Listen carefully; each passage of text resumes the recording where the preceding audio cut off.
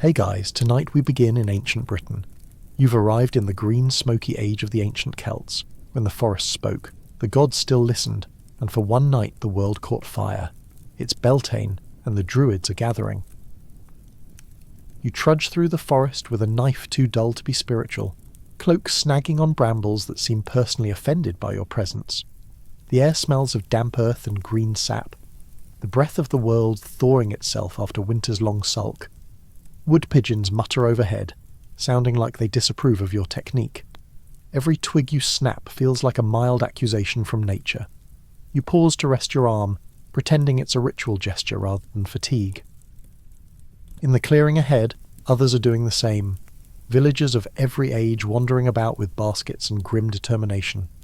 The sun drifts lower, its light turning thin and metallic. Sweat dries on your back in streaks of dust. By the time you return to the village, your basket is full and your patience half gone. The paths are crowded now, people bent under armloads of branches, muttering prayers and splinters in equal measure. The air hums with preparation, that odd mix of duty and superstition. You can feel something stirring in the rhythm of it, a collective exhale waiting for nightfall. Up on the hill, the Druids have already begun their architecture of devotion. The great bale fire grows, log by careful log, arranged with the precision of men who haven't built anything practical in decades. They debate quietly over wood placement, as if cosmic alignment depends on it. And to be fair, in their minds, it does. From where you stand, the pyre looks enormous, ambitious, and faintly inevitable. When it burns, it will be seen for miles, the signal that the old year has died and the new one has opened its eyes. For now, it's only potential. Dry wood, damp earth, and a lot of people pretending to understand ritual geometry. The last cart creaks up the slope, spilling its load of birch and oak into the pile. The Druids nod, satisfied. The Druids begin to chant softly under their breath, words older than language itself, or at least older than proper enunciation. Something in the rhythm of it takes hold. The sense that the day is shifting, sliding toward its edge. The air cools, the birds quiet. The first long shadows begin to climb the hill. You take one last look at your scraped hands and the pile of sacred lumber that now represents several hours of your life. The last meal is eaten, the final pot scraped clean, and every soul in the village has been instructed to let the old fire die. The Druids say it's symbolic. You crouch by the hearth, stirring the ashes until they cool to grey. They crumble easily, a soft hiss and sigh. The sound of something surrendering politely. The smell is sharp, wood, soot, and the faint whiff of regret. Outside, smoke still curls from rooftops, thin white threads rising against the pale sky, but one by one they fade. The village exhales and falls quiet. No fire, no smoke, no warmth. Just a long communal pause, as though everyone's waiting to see if this was a good idea after all. You poke the embers one last time. They give you a feeble glow in return, as if to say, suit yourself. Children whisper that this unlit hour belongs to spirits, that when the hearths are cold, ghosts can walk right in. You tell them not to be ridiculous, which is exactly what people say when they're hoping not to be proven wrong. The truth is the air does feel different now, hollowed somehow, like the world's holding its breath and waiting for the next page to turn. Without the fire, even your home looks uncertain.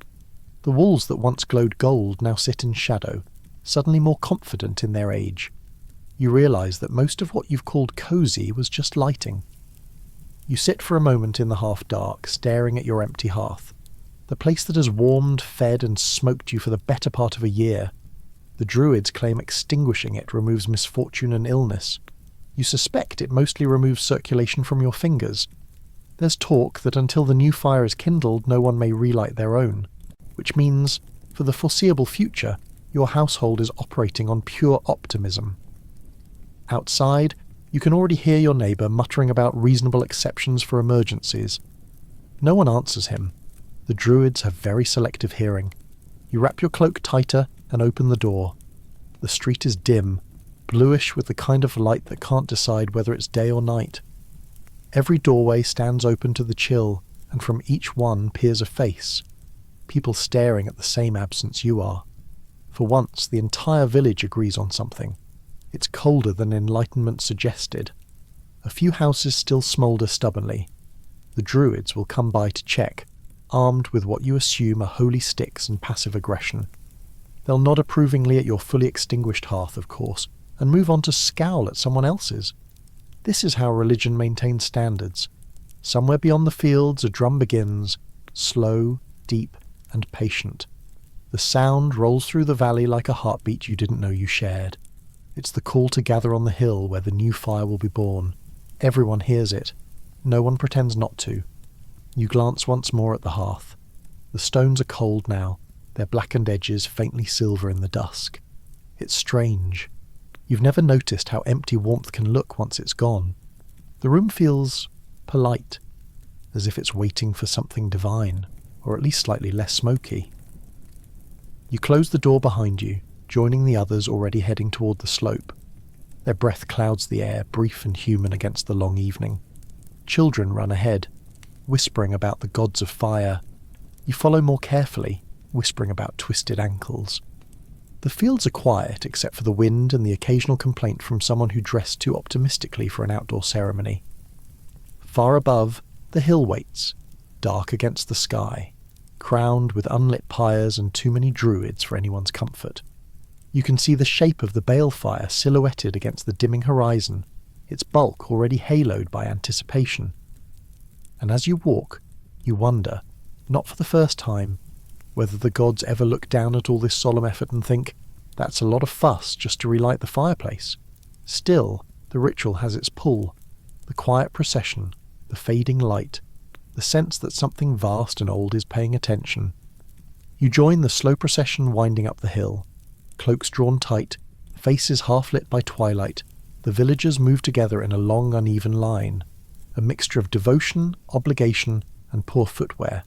Each carries something, a sprig of hawthorn for fertility, a branch of rowan for protection, and a vague hope that the gods prefer sincerity over punctuality. The air smells of damp grass and cold anticipation, the sort of air that sticks in your lungs and makes you question how spiritual enlightenment always seems to involve hills. Children chase each other along the path, shrieking with the enthusiasm of those not yet burdened by dignity. They brandish garlands and whisper about fairies watching from the tree line. You pretend not to listen, just in case they're right. Somewhere ahead the druids lead, white robes trailing through the mist, half ghost, half authority figure, gliding in that way only people without practical footwear can. They never seem to tire, which is suspicious. The line behind you stretches down toward the valley, a ribbon of flickering movement in the half-light.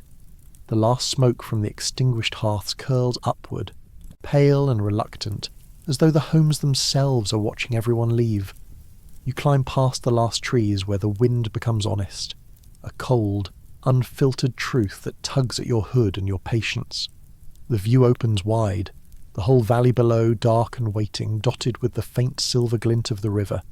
Even the livestock seem subdued, as if they've realized the evening involves religion and are wisely keeping out of it. Someone near the front begins to hum a low tune, part prayer, part attempt to ignore the incline. The sound spreads, uncertain but comforting, the melody as old as the hill itself, which, incidentally, was built at a time when people clearly had fewer hobbies. You glance upward. The hilltop looms, crowned with towering wood piles, the twin pyres of the balefire, waiting, patient, ominous, and already slightly smug. Even unlit, they dominate the landscape. The druids have arranged them so precisely you suspect there were arguments, possibly minutes of them. You keep climbing, the path narrowing, stones slick with dew. Your breath turns visible, a personal offering to the cold gods of cardiovascular fitness. Someone behind you complains that enlightenment could have been achieved perfectly well at sea level. You agree silently, which is easier than speaking uphill. At last, the summit levels out. The grass underfoot is short and flattened, the mark of many feet, many years, the same journey repeated. The fires stand ready, two vast pyres of oak and birch and ash, each tied with bundles of dried herbs that wait for the spark that will make them holy.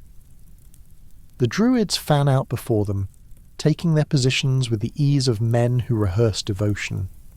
They raise their staffs and murmur words you can't quite hear, ancient syllables that sound suspiciously like weather reports. The crowd spreads into a wide circle, faces half lit by starlight, half shadowed by expectation. The valley below lies utterly still, a dark ocean of unlit homes, its silence broken only by the wind and the soft creak of timber waiting to burn. You pull your cloak tighter and take your place among them. The drumbeat stops. For a heartbeat, the world forgets how to breathe. As you reach the crest, the crowd spreads out in a wide circle. The Druids crouch before the first pyre, white cloaks pooling around them like moonlight that's run out of patience. Each holds part of the fire drill, a wooden spindle and hearth board, and begins the solemn art of creating fire the slow way. Metal, they remind everyone, is forbidden. It must be born of friction, breath, and hope. Or, as you privately note, the least efficient system ever devised for not freezing to death. At first, there's only the faintest squeak, the sort of sound a mouse would make if it were politely objecting. Then, beneath the Druids' muttering and the collective sigh of the crowd, a thin ribbon of smoke curls upward. Someone in the back gasps too early. The spark sulks and nearly dies. The Druids ignore them, consummate professionals of suspense, and bend closer. The tiny ember catches, glowing in the hollow of the wood. A whisper passes through the crowd like wind through reeds. No one dares move. Even the sheep have the decency to look impressed. It's fed gently into a nest of dried grass, then lifted toward the waiting pyre. The grass flares, the flame climbs, and amber blooms through the darkness. A small domestic miracle mistaken once again for divinity. The hill gasps in awe. Someone actually claps, immediately realizing their mistake and pretending it was a cough. A second pyre ignites moments later. The twin fires, born together, guardians of the new season. The heat rolls across the crowd like a tide. Faces glow gold, eyes gleam, and every frozen foot in the valley briefly remembers circulation. The air fills with the smell of burning resin and wild herbs, sharp and sweet. The smoke drifts eastward toward the sleeping fields, carrying prayers, gossip, and several airborne sparks. For a moment, everything feels suspended, the ear balancing perfectly on the edge of its turning. You can almost hear it tip, a low hum in the chest, half warmth, half wonder. The Druids lift their hands, faces lit from below, looking appropriately supernatural, though it's hard to be certain whether it's transcendence or just dramatic lighting. They begin to chant, long vowels and soft consonants weaving through the night air, as if singing the year itself awake. Across the circle, people start to smile without realizing it. The cold is gone, the fear forgotten. Summer has found its doorway, and for one brief, improbable moment, humanity and nature appear to be getting along. The chanting quiets. The Druids lower their arms and gesture toward the valley. Handlers begin to move the first animals forward, hesitant shapes in the firelight, guided by ropes and good intentions. The purification will begin next. The cattle come first. Hooves uncertain, handlers resolute, both equally unconvinced this was their idea. The Druids motion for the herds to begin their slow procession between the twin fires, the smoke thick and fragrant, swirling around horns and hides, transforming the mundane into the mildly alarmed divine. The animals hesitate at the threshold. To be fair, it's a large wall of flame, and the symbolism is not immediately obvious to them. But the handlers whisper softly, offering promises of summer grazing and fewer fleas, and eventually the first brave cow steps through, ears twitching, eyes wide, utterly unimpressed by theology. Smoke wraps around them, clinging like a blessing that doesn't want to leave. One by one the herd passes through, coughing, lowing, and sanctified in the least comfortable way possible. A few make an unscheduled detour, chased gently but firmly back into line. The Druids continue chanting, their voices calm, soothing, and carrying the faint tone of men trying to sound in control of a situation they very much are not. You wait with your own contribution to the agricultural pantheon, a modest goat named something you'd be embarrassed to admit in front of the gods. She eyes the fires suspiciously, as though aware this ceremony was not included in the terms of her employment. You give her an encouraging tug on the rope. She gives you an equally encouraging headbutt to the knee. Progress is slow but mutual. When she finally trots through the smoke, she emerges on the other side in roughly the same state of sanctity as before, but you both smell far more like salvation, or possibly just like burnt herbs and panic. Around you, the rest of the herd mills about in confusion and vague holiness. The air is thick with heat and the mingled scents of peat, ash, and optimism. Faces glow orange in the firelight. Eyes stream from the smoke and perhaps from spiritual emotion. A druid raises his hands dramatically. The crowd hushes. He proclaims the herd purified, the year protected, and the gods generally appeased. No one asks for specifics. It's unwise to haggle with divinity after dusk. Someone laughs in relief, and the sound catches like kindling, spreading from voice to voice, until even the sternest elders are smiling. The tension breaks. The fires no longer feel like boundaries. They've become warmth again, familiar, friendly, and full of the sort of light that makes everyone look briefly heroic. You exhale, realizing you've been holding your breath since the first spark was lit. The animals settle, their silhouettes flickering gently against the orange glow. It's all strangely beautiful, this mixture of smoke and superstition, faith and livestock, people and gods, each tolerating the others for another year. The druids step back satisfied, already preparing the next phase of the night's endless symbolism. Behind them, the embers pulse like a slow, breathing heart. The worst is over. No one caught fire. Someone laughs in relief and the laughter spreads. And something shifts. The druids relax their shoulders, only slightly, but enough for everyone else to interpret it as divine permission to do the same. The fire's roar softens to a steady pulse, like the earth exhaling after holding its breath too long. Around it the crowd stirs. Someone coughs, another laughs, and soon the valley fills with that unmistakable human sound. People remembering they're alive, and hungry. Food appears as if conjured, though it's really the result of several women with better organisational skills than any known god. Baskets open, cloths are spread, and the air thickens with the smell of bread, soft cheese, roasted barley, and cold meat glistening with fat. Honey glows golden in small clay pots, and there are nuts and apples enough to convince everyone that abundance is a moral condition. You eat cross-legged in the grass, firelight flickering over your face, the warmth painting your skin in shifting bronze. The mead, rich and sweet, tastes like sunshine strained through patience. It burns a little on the way down, but pleasantly, like being mildly corrected by something celestial.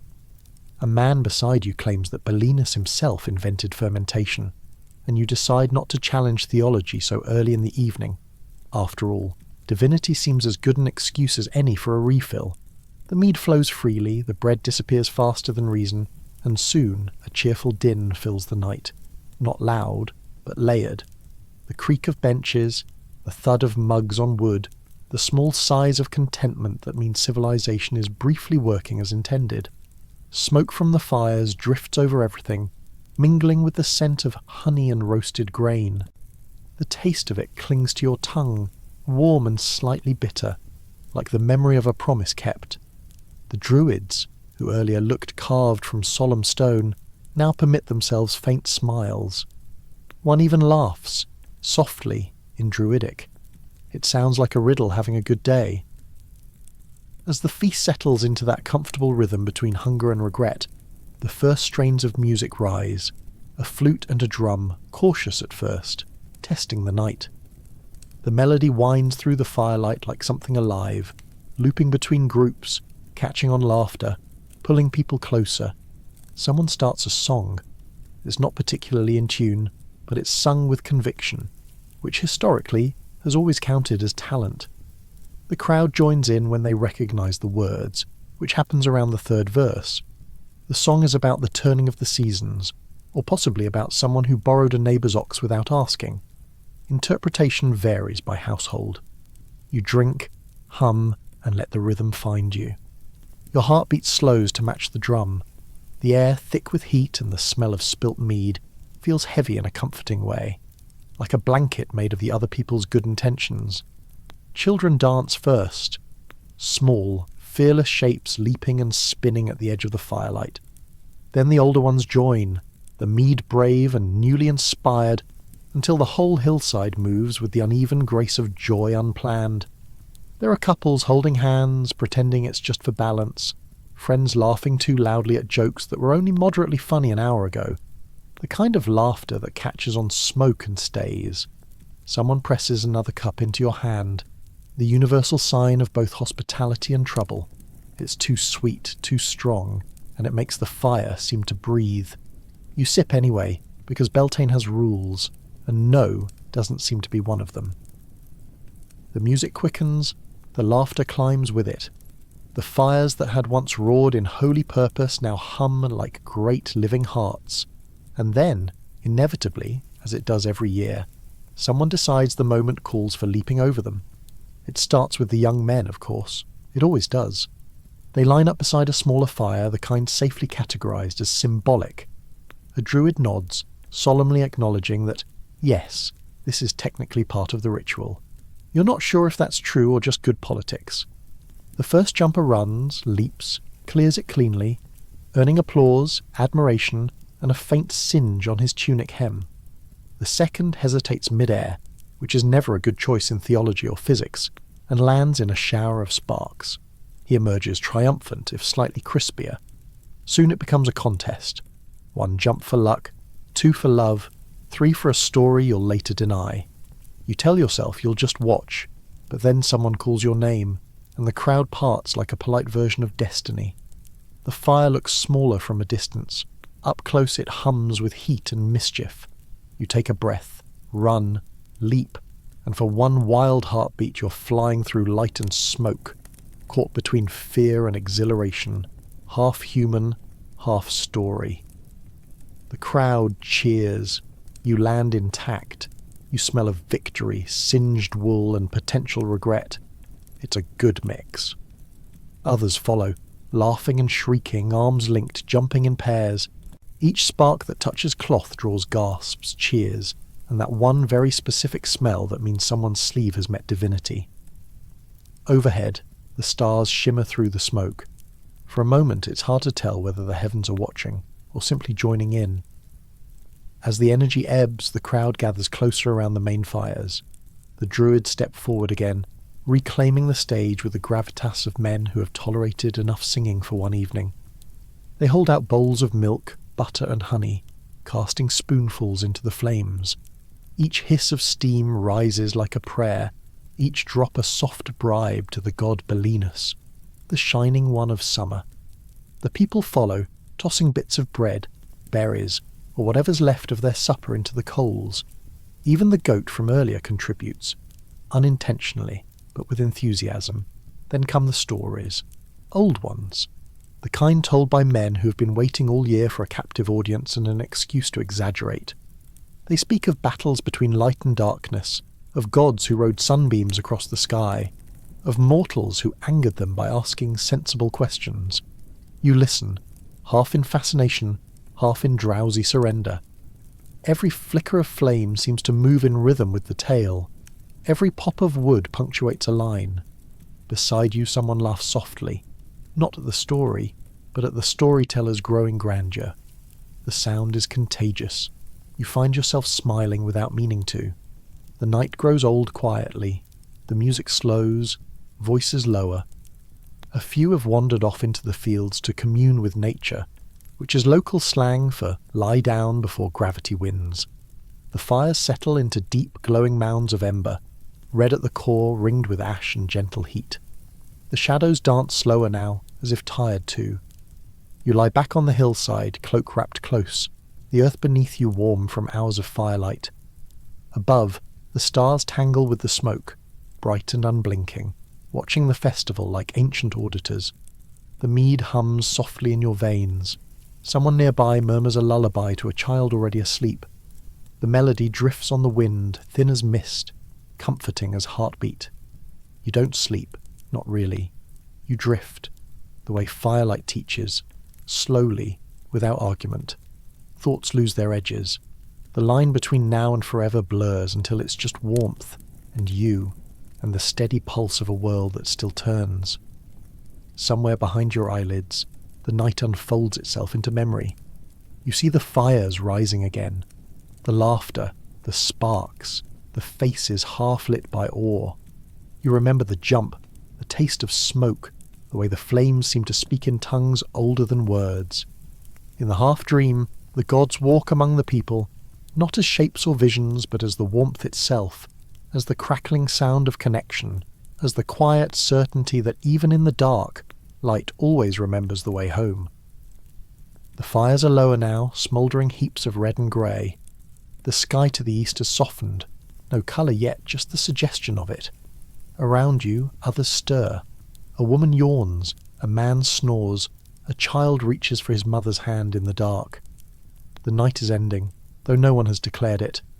The air smells of smoke and dew and something clean, the scent of transition, of new light finding its way back into the world. You sit up, knees stiff, heart strangely calm. Someone tosses the last crust of bread into the coals, a final gesture, a thank you, or maybe just a habit. The Druids move among the sleepers, checking, blessing, muttering in voices roughened by both holiness and mead. You watch the horizon brighten, the fires now only embers, glowing like memory, the last heartbeat of the longest night. You can still hear laughter echoing faintly across the valley, a ghost of joy too warm to fade quickly. In the distance, the first lark sings. You smile, not because of faith exactly, but because the world feels right again, as if the gods, for once, might be satisfied. And for the first time in months, you feel the year truly turn. The last song fades, the horizon begins to pale, the fires are now mostly embers glowing like memory, breathing faintly in the morning air. Thin smoke drifts lazily toward the valley, curling over the sleeping figures scattered across the hillside. A few people snore softly. Someone, somewhere, is still singing a tune that's given up on having an ending. You sit up, rubbing your eyes. The earth is damp beneath you, the dew already gathering in the folds of the grass. The air is cold enough to make you question your life choices. You stand, stretch, and begin to walk, careful not to step on anyone who's taken sleep under the stars too literally. Your bare feet sink into the meadow's cool carpet. The dew beads along your toes, shockingly cold, alarmingly awake. This is the moment the Druids call the greeting of the sun. Everyone else calls it too early. You stoop and scoop the Beltane dew into your palms, rubbing it across your face. It's said to grant beauty and long life, though if that's true, immortality comes with goosebumps. The water gleams on your skin, clear and faintly smelling of soil and clover. Nearby, others are doing the same, bending to the grass, murmuring blessings under their breath. Some giggle, half from reverence, half from cold. A woman beside you insists the dew will make her as radiant as the May Queen. You're fairly certain the May Queen has better insulation. On the ridge above, a few Druids stand silhouetted against the growing light. Their voices weave a low chant, slow, measured, like breath turned into music. The words carry across the field, old syllables rising with the wind, a language not meant to be translated, only felt. You can almost believe the sun is listening. It lingers, as though enjoying the attention. Then, without fanfare, it rises, golden, inevitable, washing the hillside in warmth. The mist glows silver, then gold, then colourless again. The dew turns to sparkles, the people to silhouettes, and suddenly it feels as if everything has been forgiven. The world itself seems to sigh, not from weariness, but relief. Behind you, the fire flares once, briefly, as if saluting the dawn, a last proud gesture from the night that carried it. Ash drifts through the light breeze, mingling with the scent of wild flowers, smoke, and new day. The Druids bow their heads, murmuring one final verse. Their faces, washed in gold, look suddenly human again, tired, solemn, and quietly pleased that the sun yet again has shown up on time. For a religion that relies heavily on punctual stars, it must be a comfort. The villagers begin to laugh softly, stretch, and gather what's left of their belongings. A few offer thanks to the rising sun, others just nod to it politely, like acknowledging a neighbour. The children chase the lingering mist, trying to catch the morning in their hands. You wipe the dew from your face and watch the light spill over the valley below. It's astonishing how quickly everything looks different once it's lit. The smoke no longer solemn, the ashes no longer holy, just reminders of warmth spent wisely. Someone hands you a small cup of water, cold, clear, drawn from the stream that runs near the hill's base. You drink it slowly, tasting minerals and light, and for the first time since yesterday afternoon, you realise you're thirsty for something that isn't fermented. The world hums softly now. Bees are already awake, the faintest buzz in the air, as if life itself is rebooting. Even the animals, purified and thoroughly unimpressed, begin to stir, their lowing blending with the murmur of human voices. You feel a strange gratitude, not grand, not dramatic, just steady and small. The kind of thankfulness that lives in the chest rather than the tongue. Behind you, the Druids move quietly back toward the fires. They kneel, careful, deliberate, and from the deepest heart of the embers they lift a single coal, glowing faintly red. The new fire, born of the old, the ember that will light every hearth in the valley. They hold it high for a moment, and the crowd falls silent. The sun glints off the metal rim of the clay pot, and for a heartbeat, all the light in the world seems to gather there, in that single coal, small as a thumbprint, powerful as the turning year. You smile, half in awe, half in simple relief. The hardest part is over. The cold, the waiting, the long night of flames and faith. Now the world is awake again. Now the year begins its bright half. You look down at your damp hands, still shining faintly with dew. They smell of ash and flowers, like work and beauty have finally learned to get along. The hill is quieter now. The great balefire that roared through the night has sunk into itself, a mountain of warm ash, grey at the surface, crimson underneath. The Druids move slowly around its rim, their white robes dulled by soot, their faces streaked with the particular dignity of men who've been up all night in charge of miracles. A few villagers linger nearby, reluctant to leave the place where light was born. The air still hums faintly, as if it remembers chanting, even after the mouths that made it have gone silent. One by one, the Druids begin to dismantle the remains of the blaze. Ash clouds rise with every motion, soft ghosts that smell of oak, birch, and smoke-soaked wool. A Druid lifts a charred log, turns it, nods approvingly at the red glow hidden inside, and sets it aside to cool. "The fire has done its work," says the eldest, voice cracked like bark. "Now we divide its memory." The people gather closer. Nobody wants to miss the moment the sacred flame becomes shareable. A wide copper bowl is brought forward. The Druids scoop the powdered grey ash into it, handful by handful, until the bowl glows faintly from the heat below. Crushed herbs are added, meadowsweet for peace, rosemary for remembrance, a touch of salt for good behaviour. It smells like warm earth after rain. Each villager steps forward to take a pinch of the holy ash. Some smear it across their foreheads, streaks of devotion and fashion colliding. Others wrap it carefully in cloth to scatter later on fields and animals. When your turn comes, you dip 2 fingers in the warm dust. It clings to your skin, fine as flour, faintly shimmering in the sun that has finally decided to participate. You don't know whether it's faith or superstition, but you pocket a little extra, just in case the gods grade on effort. Now comes the living heart. From the centre of the dying fire, a Druid pries loose a coal still glowing red beneath its crust of grey. He wraps it in damp moss, the ancient insulation that keeps holy things from setting the recipient on fire, and lowers it into a clay cup. Another follows, then another. The ritual repeats, patient and steady, until every household waiting on the hill holds a tiny heartbeat of the sun. You step forward when called. The ember lands in your hands with surprising weight, light in substance, heavy in implication. The heat seeps through the clay into your palms, steady, insistent. It feels alive, in the way a newborn thing feels alive, fragile but impossible to ignore. The Druid meets your eyes. "Guard it well," he murmurs. "It remembers what we forget." You nod solemnly, though you're fairly certain your main goal is don't drop it. Around you, others cradle their embers, a field of small suns, each trembling slightly in the morning air. Children stare, transfixed. One sneezes. Every adult in a 10-foot radius flinches.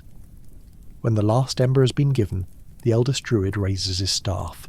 His voice rolls low across the slope, not booming, just certain. Fire to home, ash to field, breath to sky. Thus the year turns again. The crowd answers with a murmur more felt than heard. There are no drums this time, no shouts, only the sound of wind in the heather and the faint crackle of the fire's bones settling into memory. The Druids bow once, to the hill, to the smoke, perhaps to themselves. Then they step back and gesture downward. It's time. You begin the descent of the hill, bowl cupped carefully in both hands. Around you, others move just as slowly, each step measured, cautious. No one wants to trip and become a cautionary tale immortalized in next year's ceremony. The grass is slick with dew. Your feet press dark ovals into it, marking a path that will disappear by noon. The ember's warmth flickers against your skin, a pulse reminding you to keep going. Below, the valley waits, green and ordinary, and therefore miraculous. Smoke already curls from a few early hearths, proof that some people made good time or lived dangerously close to the gods. The air smells of ash, moss, and anticipation. Every few yards someone whispers a blessing. For their animals, their crops, their aching knees, it all counts. You glance back once. The Druids remain at the top of the hill, silhouettes against the brightening sky, still tending the last coals. From this distance they look less like priests and more like caretakers of something too old to ever really end. Halfway down, the path widens where the first trees begin. Here, a breeze slips through the branches, lifting bits of ash into the air, tiny grey butterflies that catch the light before vanishing. Someone ahead laughs softly. Someone else starts a tune on a small flute. Nothing formal, just a wandering melody to keep the feet honest. The tone is light now, the sacred made friendly again. You tighten your grip on the bowl. Inside, the ember still glows, a steady orange heart, alive despite the wind. For the first time, you notice its reflection dancing in your own eyes. It's an unsettlingly flattering colour. By the time you reach the meadow, the world feels new again. Behind you, the hill smokes gently, a giant incense stick offered to a sky that, for once, seems satisfied. Ahead, the first cottages gleam with dew, waiting for their fires to be reborn. You walk the last stretch in silence. There's no grand procession, no trumpets, just the quiet dignity of people carrying home a small, bright piece of everything that kept them alive through winter. The village greets you like someone trying to remember a dream, vaguely cheerful, slightly hungover, and covered in pollen. Thin smoke rises from a few early chimneys. The air smells of damp wood and optimism. You reach your door and pause. The bowl in your hands is still warm, the ember glowing softly under its moss, like a secret that's tired of being profound. For a moment, you just stand there. The threshold feels different now. Not because of energy or magic, but because you've been awake since yesterday afternoon, and are starting to see reality in slow motion. Still, this is the sacred part. The transfer of cosmic fire into something that can toast bread. Inside, the hearth is grey and cold, a sad little ruin of good intentions. You kneel, place the ember in the centre, and whisper a few words that sound ceremonial but are mostly please work. You blow gently. The ember sighs, glows, flickers, and then, yes, flame. The new fire grows quickly, nibbling at the kindling like it's been waiting all night for something to do. Warmth spills into the room. Shadows retreat in an organised fashion. The house exhales, or maybe that was you. You sit back and admire your handiwork. The sacred flame of renewal looks a lot like every other fire you've ever built, but this one arrived with better marketing. Rekindling the hearth with the Beltane ember extended the blessing of the communal fire into every household. It also gave people an excuse to feel pious while sitting near something warm. Outside, faint plumes of smoke begin to rise across the valley, not from divine intervention, but from neighbours who have evidently mastered the "don't suffocate it" part faster than you did. Within minutes, the entire village hums with smoke and quiet triumph. It's remarkable, really, how much civilization depends on everyone successfully setting things on fire in the correct order. You take the small pouch of sacred ash from your pocket, the one you definitely didn't overfill out of superstition and poor impulse control. It's cool now, soft as flour, faintly scented of rosemary and burnt ambition. You pinch a bit between your fingers and smear it above the doorway. A little for the garden, a touch on your own cheek, and because it can't hurt, a dab on the goat, who looks unimpressed but significantly safer. Your neighbour across the way is doing the same, scattering ashes over her cabbages with the seriousness of a battlefield general. You nod to each other, the polite acknowledgement of two people performing equal parts religion and quality pest deterrent. You pocket the rest. It's said to bring good luck, and besides, throwing it away would feel ungrateful, and possibly cursed. By mid-morning, the village square has become an accidental masterpiece of enthusiasm and poor structural planning. The May bush stands in the centre, tall and bewildered under the weight of ribbons, flowers, and whatever else the villagers have decided counts as decoration. If trees could roll their eyes, this one would. Children run in circles around it, screaming in joy or confusion. It's difficult to tell which. Someone plays a flute badly, someone else claps offbeat. It's chaos, but the charming kind, like watching civilization warm up for another year. Women hang garlands of hawthorn and rowan from windows, muttering protective charms that all sound faintly threatening. Men hover nearby, supervising in the same way clouds supervise rain. Occasionally one of them will say something useful like, "That one's a bit crooked," and then immediately pretend to have another task elsewhere. Someone presses a cup of honeyed milk into your hands. It's warm, thick, and reassuringly full of calories. You drink, then immediately question your decision. It's like swallowing sunlight with texture. Still, you smile. That's Beltane. Gratitude first, digestion later. Tables appear, as they always do when no one's looking, covered in loaves, cheese, and the communal miracle known as just one more cup. Laughter rises, stories begin, and before long, the entire square smells like smoke, bread, and collective overconfidence.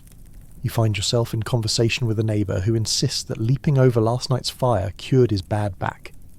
You nod politely, deciding not to mention that he's still bent like a question mark. It's all very human, a perfect blend of sincerity, exaggeration, and crumbs. By afternoon, the heat thickens. The hill in the distance is little more than a smudge of grey against the sky, its sacred fire now smoke and memory. The gods have gone quiet, probably having a well-earned lie-down. You sit on the low wall outside your house, bread in one hand, satisfaction in the other. Children nap in patches of sunlight. The decorated cow blinks slowly, questioning her life choices.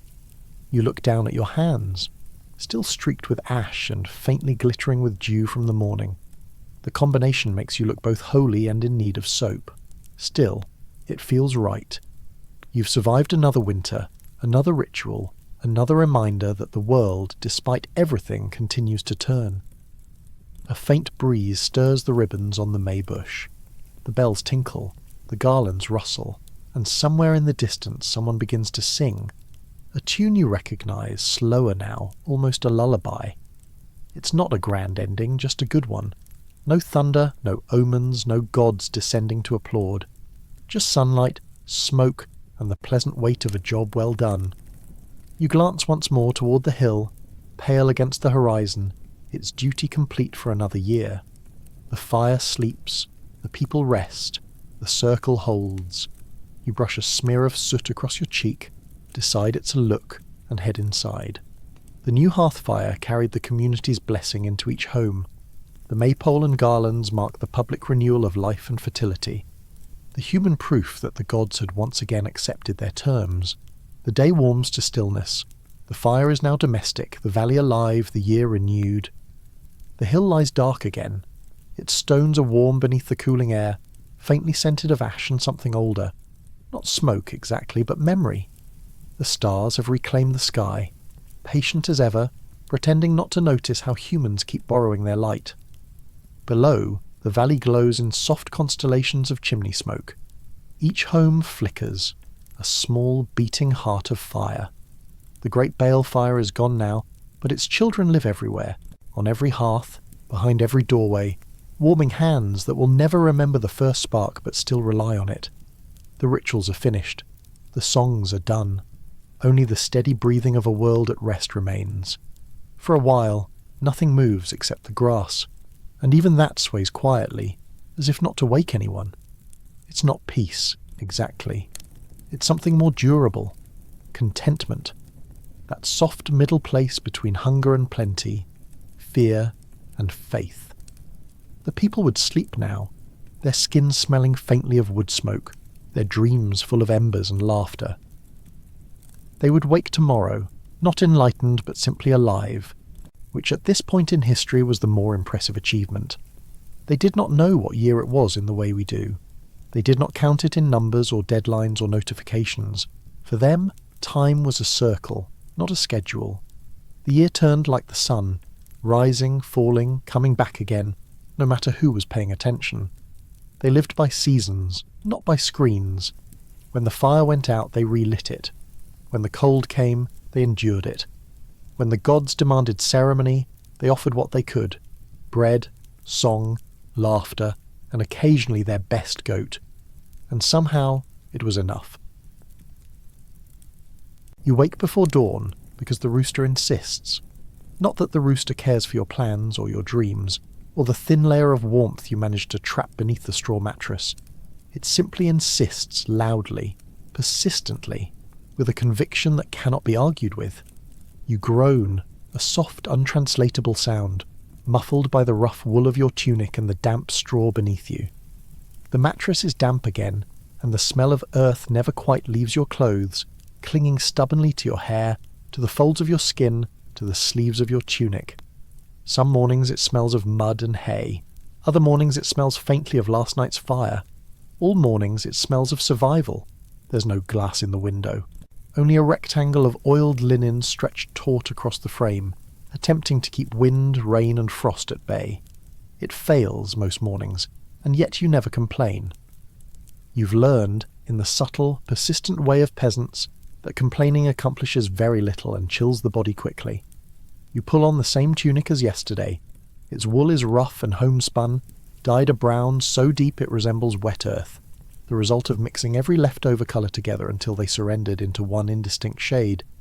You tug it over your shoulders, pull the sleeves down over your arms, and tug the hem low, reminding yourself that warmth is a subtle victory.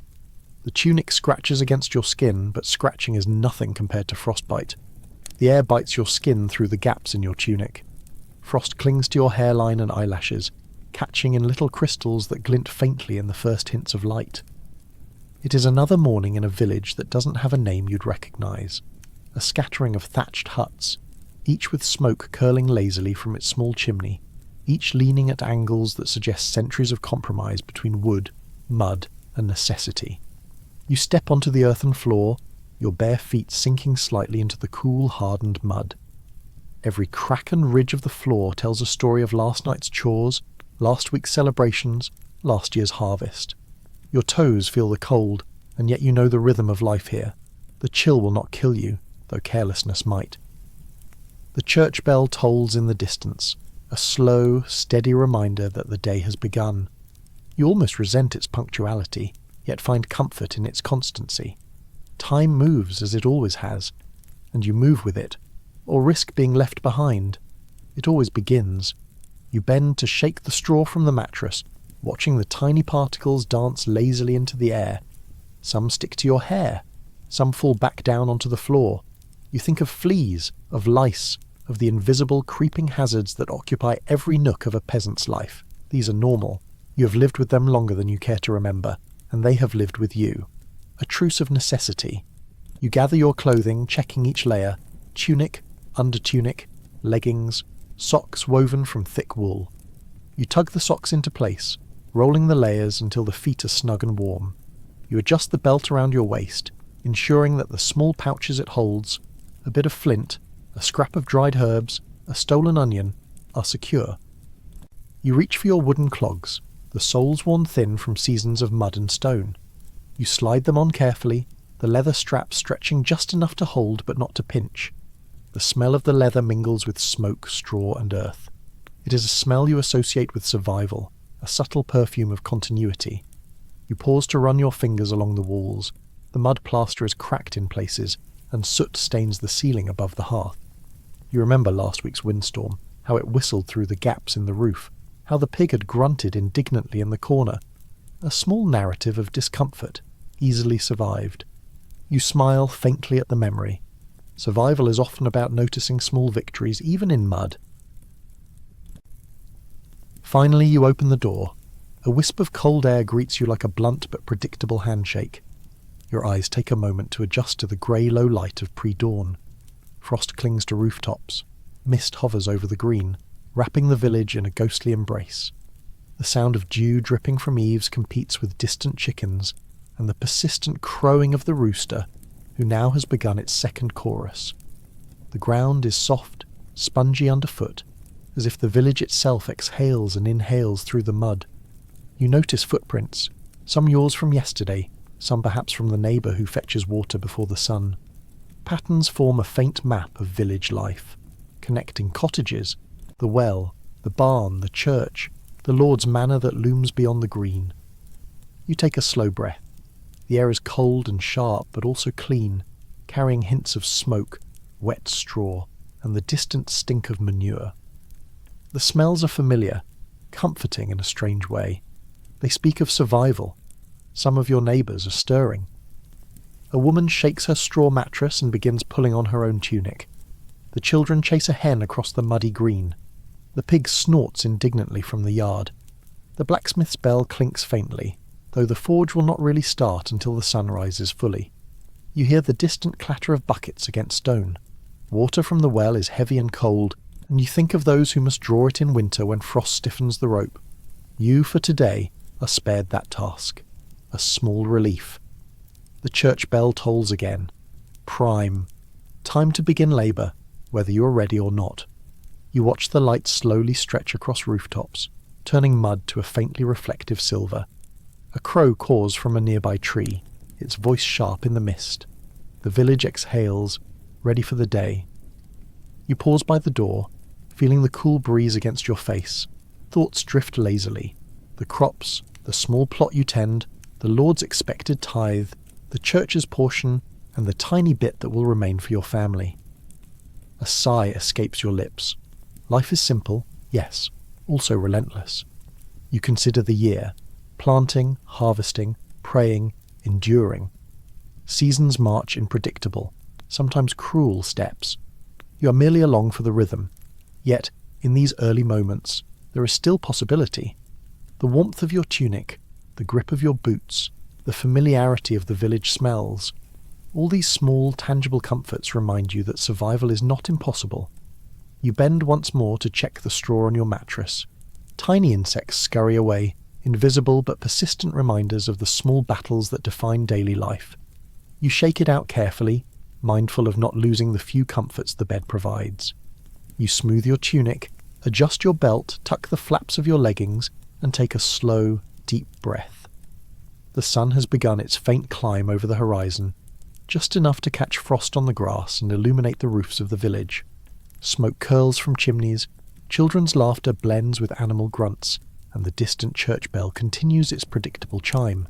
It is time to step fully into the mud, to begin the labour that ensures survival. You lift your hoe from the corner of the cottage, feeling its weight and its promise. The day will begin, as it always does. You shoulder your hoe and step into the fields. The soil is heavy with dew, sticky with clay. Each step sinks slightly, and you shift your weight to balance against the uneven ground. Mud clings to your boots, cooling as the morning air brushes past. You pause for a moment to listen. The wind whispers through the tall stalks of barley and rye, carrying a faint smell of earth and manure, a smell so ordinary it barely registers anymore. Your plot isn't yours. It belongs to the manor, to the lord who you've likely never spoken to, a figure whose name you know only through passing conversations and whispered complaints. You work it anyway, because work is what keeps you in favour, and favour is what keeps you alive. To resist would draw attention, and attention is rarely kind. You and the other villagers move in quiet rhythm. There is a silent choreography to the morning. Each step, each strike of the hoe, measured, precise, repetitive. The older men break the furrows first, leaning into the plough, calling softly to the oxen. Their backs curve with age and experience, and each movement carries years of practice. They speak little, for words slow the rhythm and invite mistakes. The women sow barley and rye. Fingers coated in soil, they scatter seeds with careful precision, not a one wasted. Occasionally a stray seed falls into a crack, and they pause just long enough to recover it, because every grain matters. Children chase away birds with wooden rattles. Their laughter rings out, piercing the rhythm of labour, but the adults hardly flinch. They know the birds will return, yet the children's energy is useful. A scarecrow does not require constant attention. A small child with a rattle does. In the distance, the reeve, a man elected or appointed to oversee the manor's labour, counts how many of you showed up. His voice carries across the field, a monotone punctuated by the occasional grunt. You don't meet his eye. The fewer people who remember your name, the better.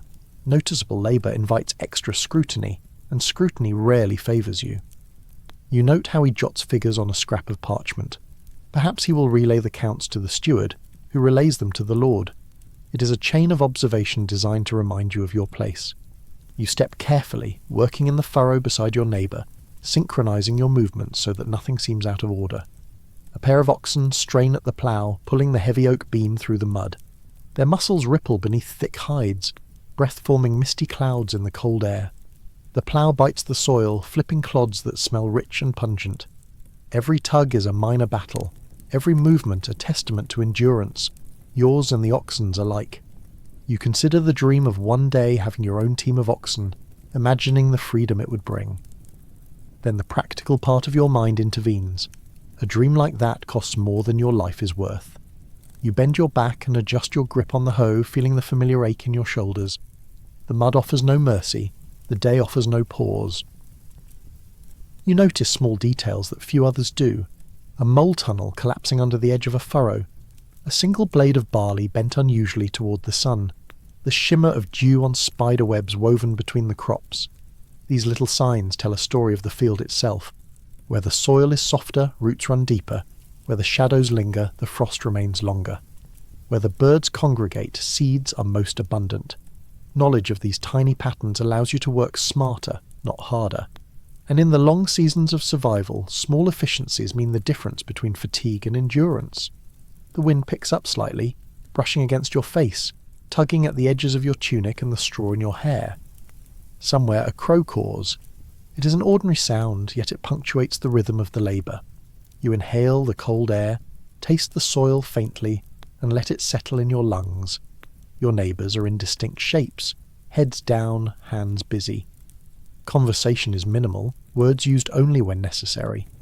A brief nod here, a grunt there, the occasional muted laughter of children chasing crows. You mirror the motions of the villagers around you, keeping pace with the flow, adjusting slightly to avoid conflict or fatigue. You observe the steward's daughter walking along the edge of the field, a basket of herbs on her arm. She nods to the workers, though no one approaches her directly. Even small gestures can ripple through the social hierarchy of the village. A smile misread could cause months of extra work. A bow too deep may invite impossible expectations. The sun climbs slowly, though the grey morning sky delays warmth. Your body has begun to adjust to the repetition of motion. Digging, hoeing, sowing, watching. Muscles ache in predictable ways, joints protest, but your mind settles into the rhythm. Labour becomes meditation. Pain is background noise. Observation and endurance are foreground. The distant bell tolls again. Mid-morning now, though the hour is irrelevant. You pause to catch your breath, wiping sweat and mud from your brow. Your hands are raw, fingernails caked with soil, knuckles streaked with cuts and abrasions. This is ordinary. It will heal. You continue. Children dart around the edges of the field, rattles in hand, shouting and giggling as they scare away birds. Some birds are clever, some children tire quickly. Both are part of the ongoing negotiation between life and survival. You watch quietly, noting which children are most effective, which birds are most persistent. Knowledge accumulates subtly, like dew on the morning grass. Every small victory is noted. The mole you dislodge, the stubborn stone you flip from the furrow, the single seed that takes root just so. Each is a minor triumph. You inhale, exhale, and return to your task. Rhythm, observation, endurance. These are the hallmarks of survival in the fields. As the sun climbs higher, the field begins to feel warmer despite the stubborn grey sky. The smell of earth, sweat, and wet wool mingles. Oxen snort, ploughs bite, children laugh, neighbours work. The reeve counts still, scribbling his notes, but your mind has settled into a quiet meditation on endurance. You lean slightly on your hoe, breathe slowly, and consider the day ahead. There is more work to do, of course, but for now the rhythm of the morning carries you forward. You step forward again, joining the slow tide of labour, and the field moves with you, a living, breathing landscape of mud, seed, sweat, and quiet resilience. It's midday, or close enough that your stomach has begun making its own arguments. A low rumble echoes from your gut, persistent, insistent, as though reminding you that labour is not without consequence. You sit by the edge of the field, wooden bowl in hand, feeling the coarse rim press against your palm. The warmth from the sun, if it has pierced the grey sky, touches your cheeks, though your back remains sticky with the sweat of morning labour. Inside the bowl is pottage, a watery stew of barley, leeks, and perhaps a scrap of salt pork, if the gods have been particularly generous. You stir it carefully with a spoon carved from a branch, noting the faint glint of fat floating atop the broth. The smell is earthy, humble, honest, not unpleasant, but not luxurious either. It smells of survival. Bread, when you have it, is coarse and grey. Rye or oats, baked in large, uneven loaves, often over a smoky hearth, sometimes forgotten until too hard to slice properly. You bite into a piece, teeth sinking into the crumb, which resists, crumbles, and occasionally traps a sliver of grit. Teeth are optional, endurance is not. You chew carefully, savouring the texture as much as the flavour, mindful that every mouthful fuels the labour yet to come. You take a sip of small ale. It is warm, slightly sour, thin, and safe. Not refreshing in the modern sense, but it quenches the worst of your thirst and keeps your digestive system in order. You tell yourself it's refreshing. You tell yourself it with enough conviction that perhaps, for a brief moment, it becomes so. Around you, other villagers are also taking their brief reprieve from labour. You hear the soft scrape of wooden spoons, the faint clatter of bowls on uneven boards, and the occasional chuckle of a child who has snuck away from the field to steal a bite of bread. Someone nearby mutters, half to themselves, half to the empty air, "Life could be worse." You pause, spoon mid-air, and consider the words. You remember the last harvest. Rain arriving too late, grain lost to birds, a single frost that bent barley stalks like fragile bones. You remember the winter before that, when frostbitten fingers barely held tools, when the firewood was scarce and the nights long. You nod slowly to yourself. Yes, it definitely could be worse. You study the pottage in your bowl. Each ingredient tells a story. Barley, laboriously harvested, threshed, winnowed, and stored through winter, now boiled into a humble mush. Leeks, grown in a small patch behind your hut, long enough to survive the chill and pestilence. The scrap of salt pork, a rare gift, likely from the Lord's surplus or a neighbour's kindness, adding richness that speaks of privilege. Eating this simple meal is both an act of survival and an act of awareness. You know every bite matters. You know that chewing carefully prevents choking. You know that swallowing too quickly invites indigestion, and indigestion will slow you in the afternoon labour. As you eat, you notice the world around you. The breeze moves gently through the reeds, carrying a whisper of damp earth and sun-warmed grass. Birds sing lazily from the edge of the field, their calls punctuating the rhythmic scraping of wooden spoons. The small child laughs, squealing as they chase a rabbit just beyond the fence. Smoke drifts from distant cottages, curling lazily in the air, carrying the scent of last night's firewood and morning cooking. Each sound, each scent, each movement becomes a marker of the day's rhythm, anchoring you in the present while your mind wanders briefly to memories, wishes, and strategies for surviving the afternoon. Nearby, a farmer comments to another quietly, "The Lord took more than usual this year." The words are careful, low, but you hear them. You nod subtly, even though you were not asked, understanding the shared burden. Another neighbour remarks on the weather, joking about frost returning, though no one laughs openly. Humour is a survival skill here, a minor rebellion against despair. You consider your own humour, private and quiet, tucked inside your chest. It is enough to keep your spirit steady.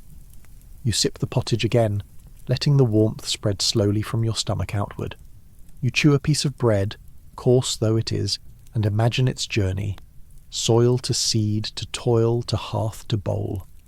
Every element represents effort, survival, and compromise.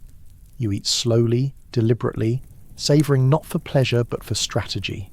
Small bites, tiny sips of ale, time between mouthfuls long enough to allow digestion, long enough to plan the afternoon, long enough to notice the tiny details of your environment, the way the sun glints on dew, the way oxen shift their weight in the field, the pattern of distant smoke curling from cottages. You pause between bites to think of the world beyond your immediate field, the manor, looming quietly, indifferent to effort or fatigue. The church, where tithes are collected and prayers are uttered. The winter to come, always on the horizon, patient and relentless. Yet you also think of small joys, the flavour of a well-cooked leek, the warmth of sunlight on your shoulders, the quiet laughter of children, running, oblivious to the weight of survival. You realise that endurance is not only physical, it is mental, emotional, social.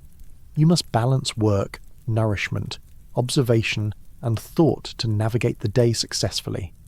Your bowl is empty, though a faint smear of broth clings to the wood.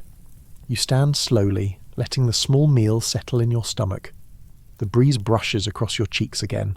The birds continue their lazy chorus, and the faint smell of smoke from distant cottages lingers. You return your spoon to your belt, patting the small pocket where herbs and bits of provisions are kept. You take a breath, feeling the rhythm of labour beginning again. The afternoon awaits. Somewhere nearby, someone mutters again, "Life could be worse." You nod silently, knowing the truth of it. Yes, it definitely could. And yet, for now, the pottage, the bread, the warmth of sun and breeze, it is enough. The sun climbs higher, and so does your sweat. The linen under your tunic clings to your back, damp and scratchy, sticking to the small ridges of your skin. Every movement drags it slightly, and the smell of soil, rich, pungent, and faintly sour, has taken up residence in your hands, in your hair, in the creases of your tunic. You pause for a moment, letting the heat settle in your chest. The field stretches out before you, endless, unchanged. Rows of barley sway gently in the breeze, yet the ground remains stubbornly the same, stubbornly vast. You've been out here since dawn, and the hours have slipped past like the slow tick of a clock that refuses to hurry. The mud clings to your boots, the earth clings to your fingernails, and yet you persist. The scythe hums softly in your hands as you move, a rhythm you know by heart. Each swing slices the grain at its base, and every cut feels like a minor victory against the persistent spread of earth and weed.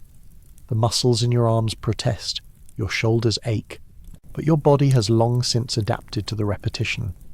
Endurance is your companion now, as it has been every summer and autumn before this. A shadow moves across the field.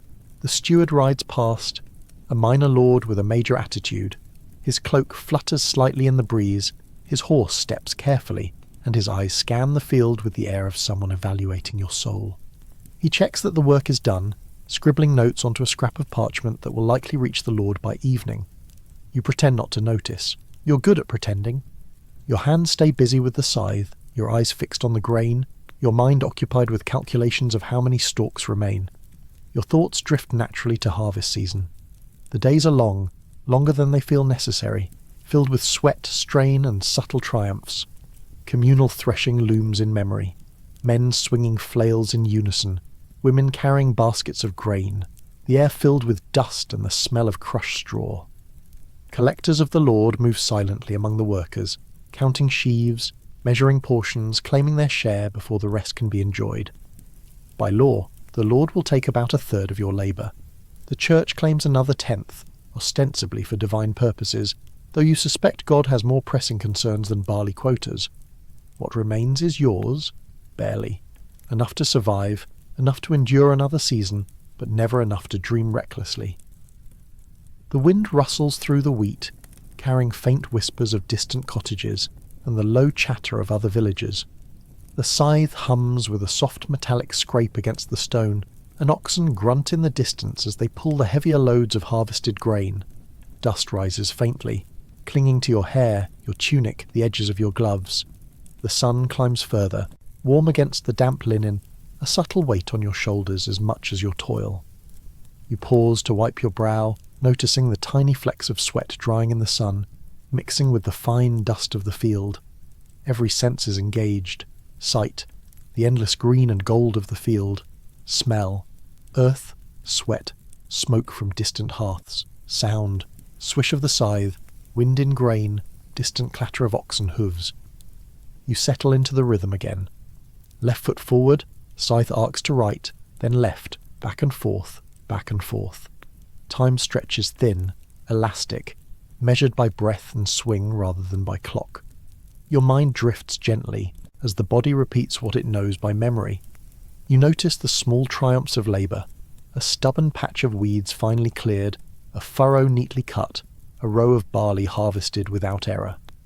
These minor victories accumulate quietly, like coins in a worn purse, contributing to survival without fanfare. Children run along the edges of the field, laughing softly, chasing birds and butterflies. Their presence is a small reminder of a life beyond labour, a gentle counterpoint to the monotony of toil. Occasionally a bird caws loudly, startling a few stalks of barley and sending a minor ripple across the field. You smile faintly, though no one sees it. The sun has climbed fully, but the grey sky diffuses the heat just enough to make it bearable. Sweat trickles down your back, dampening the rough wool, but your muscles are accustomed to it now.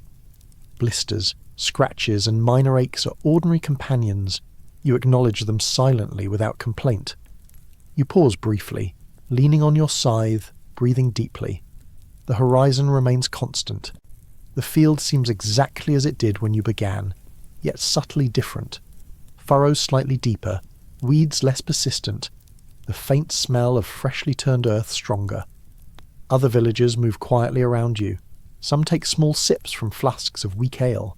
Some wipe dirt from their faces and hands, checking tools or adjusting layers of clothing. Social observation continues even during labour. Who is struggling? Who is resting too long? Who is paying attention to the steward's path? You note patterns. The collector of the Lord prefers the straighter furrows. The youngest men are often sent to harder corners of the field, and the children, always a moving variable, either help or hinder subtly.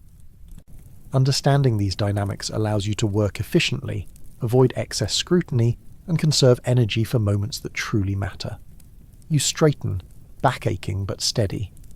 The weight of the day has settled into your body, a familiar, almost comforting ache. You glance at the horizon. The sun has shifted, the oxen continue to strain at ploughs, and the field has accepted the labour of hours. The steward rides past again briefly, perhaps checking that the rhythm of work continues as expected. You nod subtly, back to your scythe, back to the rhythm. Pretending is easier now than noticing, and pretending keeps you alive. The day continues. Sweat, soil, muscle, repetition, minor triumphs, observation, and survival, all wrapped into a slow, endless tide that carries you forward. And as you work, as you endure, you realize the afternoon is endless, yet rhythm, observation, and care will carry you through. The field does not change quickly, but you adapt, and that adaptation is survival. The day ends when the light does. You step along the same muddy path that has tracked your footprints since dawn, boots caked thick with clay and straw. Every step squelches softly, a rhythmic reminder of the hours behind you. Your back is stiff, muscles tight, but oddly familiar in their ache, a subtle reassurance that you endured another day. The cottages cluster together in the village. dark shapes against the fading sky. Smoke rises from chimneys, curling upward lazily, carrying the scent of wood, pottage, and occasional peat. The air is thick, tasting faintly of earth and fire. You step through the doorway of your own hut, and the scent settles fully around you, the warmth immediately pressing against your chilled skin. Inside, the air is thick with smoke from the open hearth. The small hole in the roof, a crude smoke vent, lets some of it escape, but much lingers, clinging to the walls, the ceiling beams, your hair, and your clothes. It smells like survival, like warmth, like ordinary life. You inhale deeply, letting the scent anchor you, letting it remind you that the house, however humble, shelters you from the wind and cold. You share the space with your family and sometimes the animals. The pig stays indoors to keep warm, its little snorts a comforting counterpoint to the crackle of the fire. The geese, technically meant to belong outside, argue silently, flapping wings and hissing softly, refusing to acknowledge boundaries. Their feathers brush the walls, their eyes gleam in the firelight, and you step carefully around them. Supper is modest, bread, often coarse and grey, sometimes paired with a sliver of cheese if fortune has been generous, and more pottage if it has survived the long day. You eat slowly, deliberately, chewing each bite, savouring it less for pleasure and more for strategy. The warmth of the food spreads through your body, seeping into muscles and joints that ache from hours in the fields. You take small sips from a wooden cup, either water or weak ale, judging each for taste and warmth. Drinking carefully, slowly, you allow the liquid to reach deep into your body, replenishing without shocking your stomach. Around you, conversation murmurs softly. Your spouse comments on the day's events, a neighbour's misfortune, the latest news from the manor, the weather predicted for tomorrow. The children chatter quietly, exchanging fragments of stories, small accomplishments, and imagined adventures. The fire crackles between words, providing punctuation to the domestic rhythm. Evening is not idle.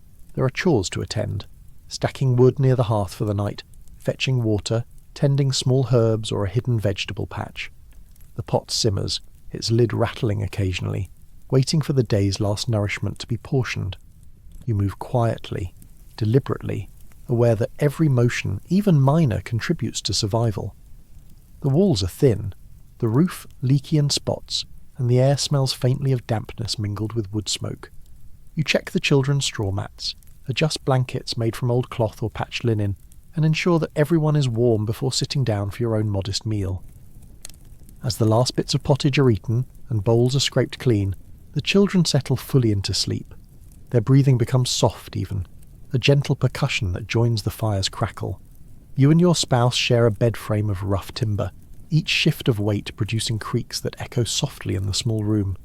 Surprisingly, the sounds are comforting, a reminder that you're not alone, that the day's labour has ended, and that warmth, however sparse, persists.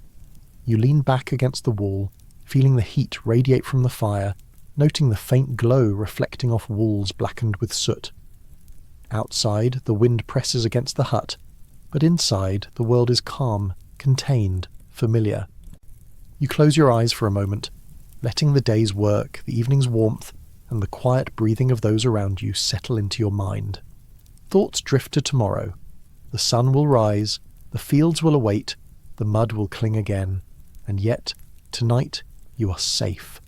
Tonight the fire burns, the children sleep, and the animals are mostly compliant. The pig shifts slightly, snorting and curling closer to the warmth of the hearth. The geese flap quietly, settling at the edges of the room, accepting the boundaries imposed by you, silently negotiated over months and years. You breathe slowly, deeply, letting the fire's glow warm your chest. The ache in your muscles is familiar, almost comforting, a physical reminder of survival. Outside, the village is quiet except for distant wind, occasional bird calls, and the faint, comforting murmur of others finishing their evenings. The day has ended. Tomorrow will look exactly like this one, only slightly muddier, only slightly colder, only slightly more exhausting. And yet, for this one quiet moment, everything you have, fire, shelter, warmth, family, is enough. You settle fully onto the rough mattress, letting the rhythm of fire, breath, and the night lull you towards sleep. The walls hold you, the roof protects you, and the smoke-stained air reminds you of the small victories of endurance. The fire has died low. Only embers glow now, red and soft, giving the cottage a dim warmth that barely reaches the corners. The smoke lingers, curling lazily in the ceiling beams, seeping into the walls, the sheets, the cracks of the floor, and even your skin. You inhale slowly, letting it fill your lungs, carrying the scent of wood, straw, and endurance. This is the smell of the day ending, the scent of survival, the scent of home. Outside, the village has fallen silent. The wind murmurs softly through the thatched roofs, carrying the faint scent of damp earth and the last warmth of the sun lingering in the clay and straw. Somewhere in the distance, a church bell tolls Compline, signalling the end of daily toil and the beginning of rest. The sound is low, deliberate, reassuring in its constancy.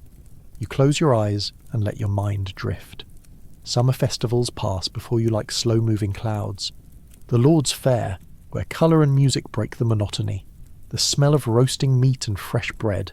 Children laughing in dusty streets. Dancers moving in circles around the maypole. Saints' days appear in memory. Days when labour halts briefly, and songs fill the air, if only for a moment. You think about planting, sowing, harvesting, praying, enduring. The cycle is relentless, yet strangely comforting in its predictability. Each season follows the next, as it has for centuries, and you're a small but steady part of it. Life is measured in furrows, in pottage, in firelight. You notice the rhythm of it all. Slow, deliberate, unchanging, yet vital. The quiet is thick, not empty. Crickets chirp with gentle persistence outside the walls. An owl hoots occasionally, reminding you that the night belongs to more than humans. The faint wind brushes against the thatch, carrying with it distant sounds, a dog barking, a pig shifting in its straw, the occasional murmur of another family settling for the night. The embers glow softly, radiating heat just enough to remind you of safety. The sheets under your body smell faintly of smoke and straw, their texture rough yet familiar. Your hands rest on your chest, still warm from the day's labour, still bearing the faint residue of soil and sweat. Every sound is amplified by the stillness, the pop of a small log in the hearth, the sigh of wind through the cracks, the muted stirrings of a child in their sleep. Even the creak of the bed frame, timber straining under weight, is comforting, a reminder that you are alive, that your body rests, that the day's work has yielded the simple reward of shelter. You lie still, considering the possessions around you. They are few: a rough mattress of straw, a woolen tunic patched and patched again, a few wooden bowls, a small pot, tools of your labour. You own almost nothing in the grand sense, yet tonight, everything you have is enough. You settle deeper into the mattress, letting the weight of the day dissolve slowly into your muscles. The fire's warmth penetrates through the rough wool and straw, easing the tension in shoulders and back. Your breathing becomes steady, deliberate, slow. Inhale, exhale. Each breath a small meditation, a reminder of life, resilience, and rhythm. The children's soft breathing joins yours, creating a chorus of restfulness. The pig shifts in the corner, and even the geese are still now, wings tucked, bodies huddled, compliant to the night's rhythm. Their presence is a quiet reassurance. Life continues, simple and enduring, even in the darkest hours. A gentle rain begins, faint at first, tapping the thatch with a soft, consistent rhythm. Each drop adds to the lullaby of the night, mingling with the embers' quiet hiss and the occasional sigh of the wind. The roof leaks in spots, but enough remains dry to protect you. You consider minor repairs for the morning, but for now the night is enough. Outside, the fields are dark, silent, awaiting the sun. The manor looms in memory, indifferent, distant. The village sleeps, small and interconnected, each hut a separate story of endurance. The cycles of work and rest continue, indifferent to individual desire, yet human life persists within them. Your thoughts drift to past joys and minor triumphs, a bountiful harvest, a kind neighbour, a child's laughter that broke the monotony of labour. You imagine the summer festivals again, the colours, smells, music, brief explosions of abundance in an otherwise austere existence. You also contemplate the year ahead, planting, tending, harvesting, praying, enduring. Life circles endlessly, repeating its slow, deliberate rhythm. You accept it with quiet humility. The pattern is unrelenting, yet somehow sustaining, anchoring you to a small world where fire, shelter, and family are treasures of immeasurable value. Your eyes grow heavy. The embers dim further. The room darkens into shadows. The rhythm of fire, breath, and night becomes your companion. You drift gradually, letting consciousness slip into the slow currents of rest. You're small in the world. You own almost nothing. Yet, for this one quiet moment, everything you have, firelight, shelter, the warmth of those nearby, feels like enough, and that is everything. Thank you for spending this time in a world of mud, smoke, and stubborn livestock, letting the quiet rhythm of medieval life settle around you. Now, let your own world grow still. Let the gentle cadence of your breath replace the clang of tools, the distant tolling of bells, and the occasional squabble of geese. May your sleep be deep, your dreams simple, and your waking moments lighter for having survived, at least in imagination, another day in the fields.